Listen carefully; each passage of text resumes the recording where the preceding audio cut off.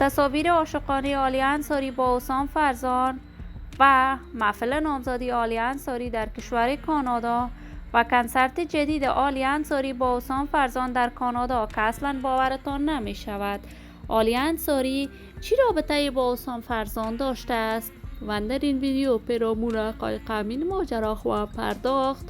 پس در ادامه با کانال دنیا اینفو باشید.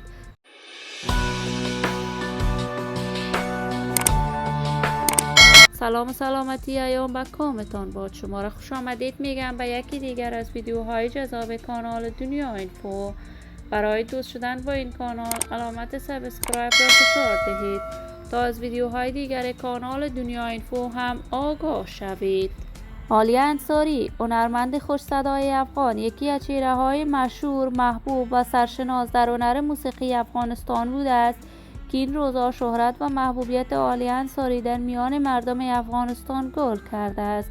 عالی انصاری علاقه‌مندان و طرفداران فراوانی داشته است. وی آهنگ‌های دوگانه‌اش با بلال اکبری، لیلا خان و حسام فرزان به شهرت هنری‌اش افزود. جدیداً عالی انصاری آهنگ ریمیکس جدیدش را با حسام فرزان سرود و دوباره رفتار عاشقانه عالی انصاری با حسام فرزان مورد نقد و نظر فراوانی در صفحات مجازی قرار گرفت.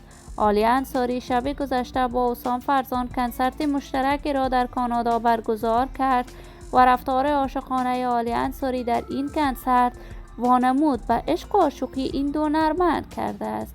ولی تاکنون به طور رسمی عالی انصاری ابراز نظر در این باره نکرده است، ولی رفت و آمدهای بیشماری به کشور کانادا داشته است. عالی انصاری در اصل در نوجوانی ازدواج کرده بود. از همسر اولش دارای 2 فرزند می باشد، ولی به خاطر کارهای هنریش بیشتر اوقات در سفرهایش می باشد. ولی هر کس خودش می داند و زندگی شخصیش. ما در انتظار نشر تازه ترین آهنگ‌های حسام فرزان و عالی انصاری خواهیم بود. عزیزان و همراهان خوبم، اگر تا هنوز عضو کانال دنیا اینفو نشدید، پس برای عضویت با این کانال علامت سابسکرایب را فشار دهید. صحت و سلامتی برای هر یک از شما خوبان از بارگاه عزت الله عزال تمنا دارم. تا درودی دیگر امیتان را به الله منان سپرده موفق و کامیاب باشید.